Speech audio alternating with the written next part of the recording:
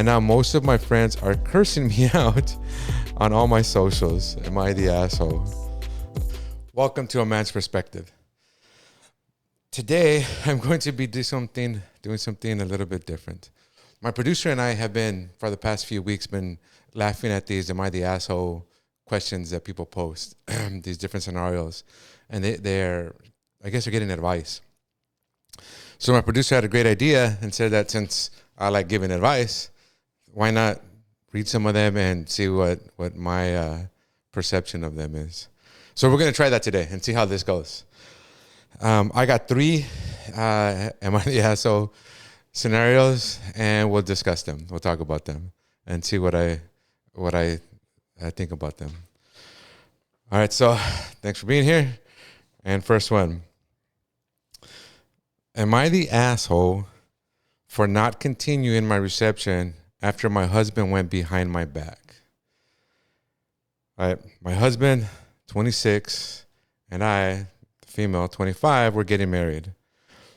We decided to tie the knot as we were having a little girl together and are madly in love. So leading up to the wedding day, my husband told me that his best friend wanted to propose to his girlfriend at the wedding, as it would be a great time and it is a nice venue to do it. I said that I didn't want him to propose, as our wedding is supposed to be about us. It's a special moment, not theirs, and I didn't want that to happen. My husband told me that his friend was mad that I did not agree. I just want the wedding to be about us. It is our special day. After the disagreement, I thought nothing of it. Fast forward to the wedding. We had finished the church service, and now we're at the reception. We're all having fun eating. I'm eating my food, then my husband stops the music at the DJ booth to make an announcement. I'm sorry, not my husband, the friend. I just knew from that moment he was going to propose. I looked to see where my husband was, and he was holding red roses saying, "Will you marry me?" I was shocked that they went behind my back when I said no. I got up out of my seat and walked out. It has been 2 days since the wedding, and my husband cursed me out for not letting them have that special moment. I responded with, I wanted the day to be about us because it's our wedding, not theirs. And I am happy for them, but the worst thing was, even though I said no, you went behind my back about it. Since the argument, he moved to the guest bedroom, and now most of my friends are cursing me out on all my socials. Am I the asshole? God, that's a tough one. Because that goes to the difference between men and women. Men do not mind sharing their glory with their friends, especially if they're really good friends. Men, even though it is a special day, it is your wedding day, it is the wedding day, and it should be all about the couple. I understand why the husband let his buddy do that at their wedding. They just want to share in that moment. I don't think you're the asshole because it is your day and it should be about the two of you. I know in our society right now we're getting to, we're so egalitarian, we're so equal now that there seems to be no borders, no barriers, no traditions anymore. Tradition is probably the best word. And the wedding is a special day. The wedding is about the glory of two people committing to each other under God, under society, under the law. And it's supposed to be about them. So I see the importance of it. And because it is important. Monogamy is one of those institutions, and wedding is one of those institutions, I should say, that has promoted more for society than God, almost anything I can think of at this moment. Because prior to monogamy, I forget which Caesar, I think it was Constantine, who started promoting it. Society was very fractured, very, very tumultuous, and most men did not have a partner. It was a small group of wealthy landowners that had partners. Most men did not. So I think I want to say Constantine, but I may be wrong. But that Caesar that started that, or actually promoted that, said, "Hey, if we can get more men." I don't know if exactly this is what he said, but this is how the conversation would have went in my mind. Hey, if we can get more men involved in society, we might be able to do more. We might be more productive. Might see more technology growth. We might see all kinds of things be better. Less fighting, less wars, because you can't have able-bodied men doing nothing. They have to have a purpose. And getting married, having kids, and working for their family is a fantastic purpose. And Constantine, man, he was a genius for seeing that. So marriage and monogamy has been one of the best things for humanity. So I can see why it's a good tradition to uphold. It's a good tradition to keep going. So you're not the asshole because you wanted to keep that tradition, because it is about you. But your husband's not the asshole either for wanting to share his glory with his buddy, because that's just the way dudes are. You should have I would have said, okay, recognize he's probably going to do it, and then set aside a special time at the end of the evening, once everybody's been drinking, and they can be really, really uplifted, and not during the dinner and all that. So that's probably what I would have done to make it more palatable. So yeah, I don't think anyone is So that's just the differences in men and women. All right, and I know we printed them out. We probably shouldn't be doing it, but it's easier for me than reading it on the laptop. All right. Am I the asshole for only hiring men? Ugh. About 10 years back, I, female 32, inherited my grandpa's farm. About 8 years ago, my mom got sick, so I moved into my inherited house to be close to her. I got a great job locally, and I've lived here ever since. In my free time, I rescue animals and take them in. On my land, I have 2 cows, 1 horse, 1 donkey, a flock of chickens, pigs, cats, and dogs. I have a very demanding job, so sometimes I don't always have time to feed them. Obviously, I can't let them starve, so I hire assistants to help with them. It's a physically demanding job, and not everyone can do it, obviously. I live near a college town, so a lot of kids come in to interview. Most of them think it's easy cash, just feeding animals and such, but they have to carry the food across the paddocks every day. I have a couple requirements for the job, like no allergies, makes sense because you're on animals. You don't have an emergency. You've got to be strong. Yeah, you got to pick up a lot of heavy stuff. Fast and good with animals. Yeah, that makes sense. So the other day, I got these 2 kids come in, a girl and a boy. The girl was very nice, but she was short and petite. Not the type I was looking for to haul hay across my farm. The boy, however, was huge. I asked both of them to try and pick up one of the pigs. The boy could do it, girl could not. I hired the boy, but not the girl. Next thing I knew, she's screaming at me about how I'm sexist. And the only reason I didn't hire her was because she's a girl. Truth is, I don't hire many girls. I don't usually get any that come in. I do have one of my staff, though, that's a girl. I told her that she just didn't fit the requirements, and she started crying and left. I know she wasn't a good fit, but she just seemed upset. Am I the asshole? Wow. I know right now, again, going back to the egalitarian equality thing that we're going through right now, it's starting to die down, though. But no, you're not the asshole. If you don't make the tough decisions, if you don't look ahead, then the animals are going to die. The animals are going to starve, and they're going to live a life of suffering. So no, you have to make the tough decisions. You didn't hire her not because she wasn't a girl. You gave her the opportunity to apply and to take the test. She could not pick up the pig. that's one of the things that's necessary in order for that farm to function. So no, it's the men and women are different. They are completely different. And for our society to try to intermesh the two is just, I don't know. It doesn't make sense to me. So no, keep doing what you're doing because the animals need you.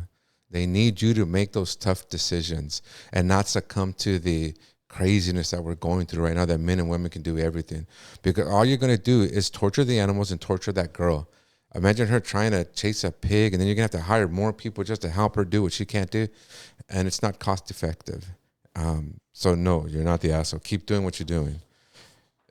You need that. For yourself, for the farm, for the animals, and for the individuals involved too. So keep doing what you're doing. Am I the asshole for making my daughter leave because my husband is attracted to her? I, 55 female, have been married to my husband and my daughter's stepdad. Okay, cool. 63 male for 4 years. I thought something else. My 23-year-old daughter and I have a complicated relationship. She has been diagnosed with dissociative identity disorder. I don't know what that is, but it sounds heavy. She has a lot of trauma from watching me and my husband's horrible marriage go down and was bullied in school. When she told me she was being bullied by peers, my view that all children are innocent really tied my hands because I told her that if I said anything to them, I would be an adult harassing a child. I don't agree with that. She has blamed me for that ever since and keeps referring to this one time where the kids at school called her trash due to the fact that she wasn't taking care of her hygiene due to depression. Part, but not all, of my response was telling her to take a shower, and I bought her new clothes. The bullying finally ended with an expulsion and suspension for the ringleaders. She still throws the fact that a school clinic volunteer told her that if she was their kid, she'd have permission to punch back if administrators didn't do anything. Yeah, that's a tough one. Violence always begets more violence. I thought that having her live with me while she finishes school and gets a job would help heal some childhood wounds if my second husband and I modeled a healthy relationship. However, my daughter now doesn't get along with my husband. She's a very introverted, creative person who likes immersing herself in escapism. I didn't even know that was a thing. So she'd get annoyed if she was sitting eating alone and my husband would sit across from her and eat, saying she ate later so she could eat alone. However, my husband started acting distant from me and my daughter and complained that his eyes lingered for too long. What a douche. She got very angry and there was a lot of shouting and slamming of doors. Finally, my husband admitted he's attracted to her and it's hard to be around her all day, stating she was a walking temptation and said that's why he was avoiding sex with me. I was so upset to hear this. I don't blame my daughter for this, but at the same time, the situation has become unbearable. Something would have to give. I couldn't collect my thoughts with both of them still being in the house. So I gave my daughter money to stay at an extended stay hotel and asked her to utilize her college's emergency financial and housing resources they have for students in need. She responded by storming out and telling me my ex, who is now circling social media, using it to paint me as a villain of all villains. I am not abandoning my daughter. She qualifies for these resources anyway, since my ex is unemployed and we are in substantial debt. I just need time to process the situation, and I don't want to leave my house to stay with my daughter when I have a marriage to figure out whether or not to save. Am I the asshole? Wow. So many things. Number one, I mean, there's always a possibility that at 63 he's attracted to a 23-year-old. I mean, no. I'm certain that he probably was. But that he would say it is another. Most men don't. We keep our thoughts and our emotions to ourselves, and we only let them out to our good friends, our male good friends, not female good friends. So the fact that he would say it, I would think he's more just trying to get her out. She's making the daughter, the 23-year-old, is making the situation uncomfortable at the house by being in escapism or succumbing to her escapism. And he most likely the husband probably just tried to talk to the wife to fix things, but the daughter was making everybody miserable. So I would say my best guess is that the husband just said it just to get the daughter out. He figured that if talking is not going to work, then let me create some huge situation and get her out that way. You're not the asshole for getting your daughter out, because when your daughter finally does get through whatever trauma or whatever healing she has to get through, she's going to live her own life and you're going to be alone. And this is where a lot of, how old are you? 55, yeah. So I understand at 55 how it's going to, God, I'm going to say some stuff that's going to piss a lot of people off. There are very few men looking for women in their 50s. So, and especially not men that women want. So, how can I word this so that it's not as harsh? Well, okay, let me start by okay, first of all, you're not the asshole. You have to consider your future first. And your daughter needs to heal. And sometimes it's better for your daughter to get away from you too, because if she's blaming you, it's just going to cause conflict no matter what. There's nothing you can do. If in her mind you're the cause of the problem, then nothing's going to heal. She has to separate herself. So you're doing the right thing by getting her away from you. She's not going to heal until she's ready to heal. But going back to what I was going to say earlier, you're not the asshole. The best way to put it is in an experience that I had with a very good friend of mine. Years ago, I was going out with this girl, and many years ago. And she had a friend that she said, do you have any, because I work with a bunch of dudes, 99% males. And so she had a friend who was 40 and said, do you know anybody, a good guy who you could introduce my friend to? And I was like, yeah, I had a perfect guy. And so I introduced him to my friend, and the 40-year-old friend, the female, wanted a traditional courting process. She wanted my buddy to like date and take on dates and take on dinners and bars, and she wanted this whole long courting process. And my friend is kind of an ass. But my friend, after I guess 2-3 weeks of talking, they hadn't really met up, other than just he was working in her neighborhood one day and he passed by and said hi to her so they can meet personally. But one day she was telling my friend, and this is my friend telling me this. One day she was telling my friend, hey, you're going to take me out to dinner, you're gonna all this stuff. And my friend very rudely and I don't agree with this, but he did it. He's, you know what? In a very vulgar way, are we going to hook up or not? And she got upset at this, rightly so. She got upset and said some things, and my friend just kind of he just blew it off. It was no big deal to him. A couple of weeks later, we were at Starbucks, and one of the 22-year-old baristas was kind of friendly with my buddy. And so he's like, oh, bro, I think I'm going to invite her to Vegas. I'm like, what? I told my friend, because we had just finished talking about the 40-year-old. I'm like, hey, dude, how come you're willing to do all this for this 22-year-old barista and not for the 40-year-old, And his response was like, dude, she's 40. And even though I laughed, and I shouldn't have laughed, but it was funny because that's the difference. That's how most men operate. Even though we're not going to say it, And I know I'm going to get hate for this because I'm saying what men do. Men, we just, whether right or wrong, good or bad, biologically, and I think it's biological, and I can explain why, but I'm not going to here. But it's a biological predisposition that men have. Youthfulness is something that we're attracted to. Even women like young guys, but just women recognize that young guys aren't the best choice for long-term stuff. But men, we're willing to make the sacrifice for that long-term sacrifice for a younger, attractive woman.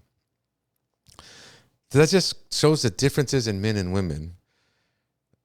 So, oh man, I forgot where I was going with this. Because I was thinking about my buddy, just his facial expressions and how he said it. And again, I shouldn't have been laughing, but it was funny. So just regarding this story with am I the asshole? You're not the asshole, and men and women are different. With your 63-year-old husband, I would say he just said that to create tension to get her out because she was making the situation really difficult. And just remember, men and women are different. Relationships are difficult. We have different strategies. I would not, if you're a man seeking a woman, it's gonna. Most men already know this. Is the funny part. Most men know that we have to become the type of man that the women wants. The women that we wants. So men do this. That's how come men try to comb their hair a certain way, go to the gym, all these different things. And I hear this in the men at work.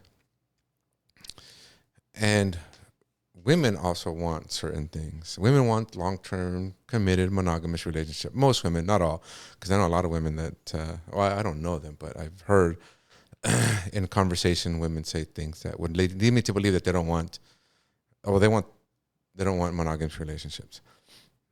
So if you're a type of woman that wants a monogamous relationship, I would study the type of man that you want and try to become as much of what that man wants. Most men don't want argumentative, all this boss babe talk.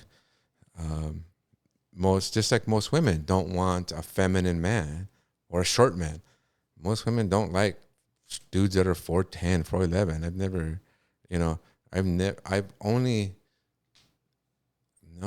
I've never seen short guys. I mean, you do see them online, but usually a short guy will have like a lot to offer as far as like finances, resources, things like that. So men and women are different. Women think that don't go with the modern ideology of keep as many guys around because you're gonna see which one you like the most and you're gonna settle down on that one. No, you're not, because men see this, and even though we don't say anything because we want to have sex, and we'll just keep shut, and we keep having sex until the question comes up, like, where are we heading? What are we gonna do? And then all the problems start. Oh, well, blah, blah, blah, blah, blah, because just like women are not dumb, they see things. Just men see things too. Men see behavior. We notice behavior. But as long as we're getting what we want, we'll accept it, and just until the time comes. I've talked to several women that were living that life, trying to juggle dudes, and then they tell me that they asked their question, the guy to the one that they want, and the guy would say, "Oh, I'm not ready to settle down. Blah, blah, I need to work on myself." Blah, blah, blah. They break up, and then 2 months later, he's getting married because she followed him on social media, and so they're devastated. They're devastated. So just don't follow modern teaching. Don't follow modern ideologies on relationships, because those are just recipes for failure. And I know because I was me. I followed the modern teaching, and now relationships, I struggle. So going back to the story, you're not the asshole. I would.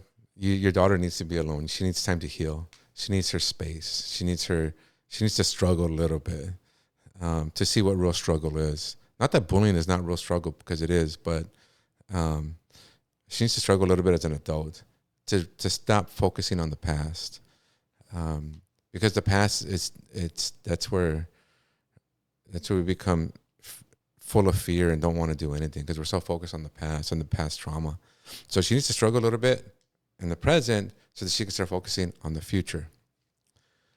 So thank you for taking the time to watch this. I hope this helps somebody. I hope my advice doesn't piss people off, even though I held back because my opinions are a little bit stronger than what I just said.